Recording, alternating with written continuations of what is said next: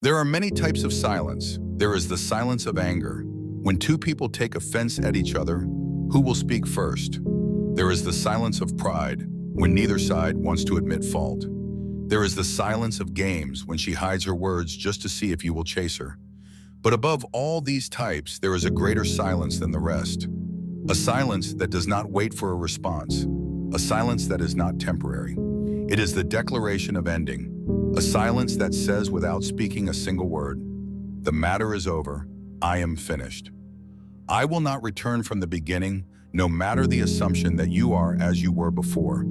Do not assume that you are trying to provoke a reaction, trying to benefit from it, trying to include her in the same role you once lived in. And you think you can break it because in the past you always did, because she never imagined you strong enough to always impose it. But time has its way of revealing the truth. One day, silence can be bypassed. A week can be ignored. But when weeks turn into months and absence becomes natural, when she looks at her phone and realizes that your name has not lit up the screen for what feels like eternity, then the truth begins to dawn. The truth is that you have not only been silent, but silent forever. You did not withdraw to punish her. You withdrew to heal yourself. And you did not stop speaking only, but stopped participating in the cycle that broke you. This is what makes this silence unique. It is not limited, not revenge, not a trick. It is the healing silence of eternity. You were stronger than she expected, because temporary silence can be justified. It can wait until it passes, until she assumes you will return. But the silence of the free is a door that closes violently, a bridge that burns, a declaration felt in her bones. You do not return. This is the dawn silence of the Stoics, a silence rooted in dignity, discipline, decisiveness. A silence that does not seek punishment, it liberates you. And in the end, this silence is not temporary, and you have lost her not only now, but forever. Then the weight falls on her, and your absence becomes permanent. Here lies the paradox. You do not need to decide. This silence was not for her, but for you. It is the moment you stopped living to please others and began living for your inner peace. If these words touch your heart, brothers, prove it. Press like, subscribe to the Stoic Blessings channel, and comment below that you have chosen eternal silence. We rise above the noise. Every story has its cycle: arguments, apologies, promises of change, then disappointment. You know this cycle well, the endless loop of giving more than you received, chasing those who flee faster than you explain yourself to ears that never listen. In the beginning, you tried to fix the cycle, convincing yourself this time will be different. Maybe if you say the right words, she will hear you. Maybe if you prove your loyalty again, she will value you. Maybe if you hold on a little more, it will work. And the cycle repeats, layer after layer. But the truth is, cycles do not end with other people. They end when you decide that your dignity is more important than being heard. When you decide that your peace is more important than her attention. When you decide that the painful loop is not your destiny, but your prison, and you choose to exit.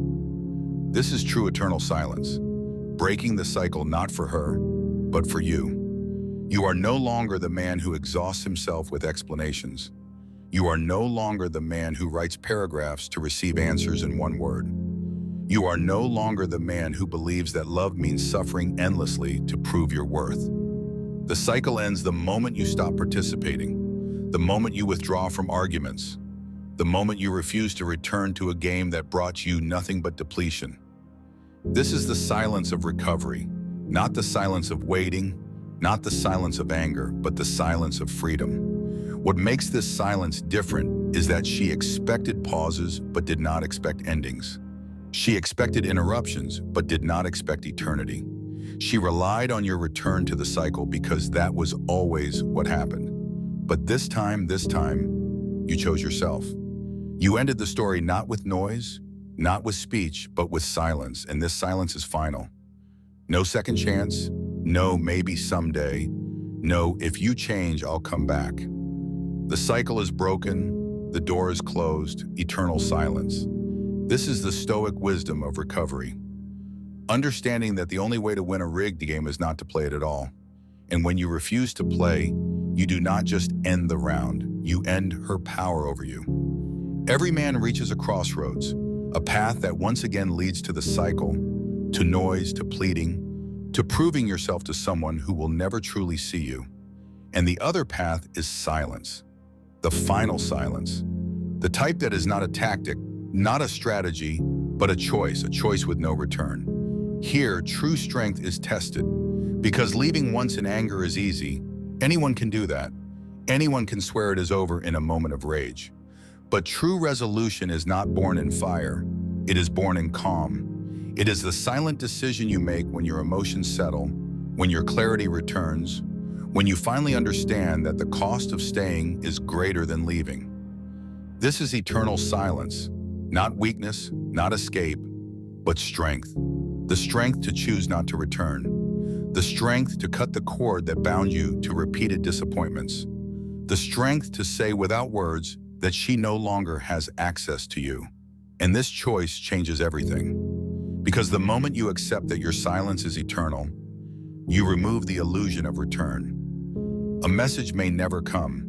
Another attempt, apology, gesture may never arrive. Days pass, weeks pass, and slowly you realize the truth. Your silence is not temporary, it is permanent. Marcus Aurelius wrote, "If it is not true, do not do it. If it is not real, do not say it." This is the essence of the choice. You no longer say what is not heard. You no longer do what is not appreciated. You no longer participate in what is not real. And the moment you embrace this irrevocable choice, a transformation happens within you. You stop living for her reaction. You stop waiting for her acknowledgement. You stop bleeding your energy into emptiness. Instead, you turn inward. You reclaim your time. You rebuild your strength. You restore your dignity. Thus, eternal silence is powerful because it frees you first. She will feel its weight later. She will notice it in the emptiness. You, however, will have already begun walking the path of untouchable recovery, unstoppable, liberated. The greatest decision a man can make is not to prove himself to her, but to prove himself to himself. And silence is the proof.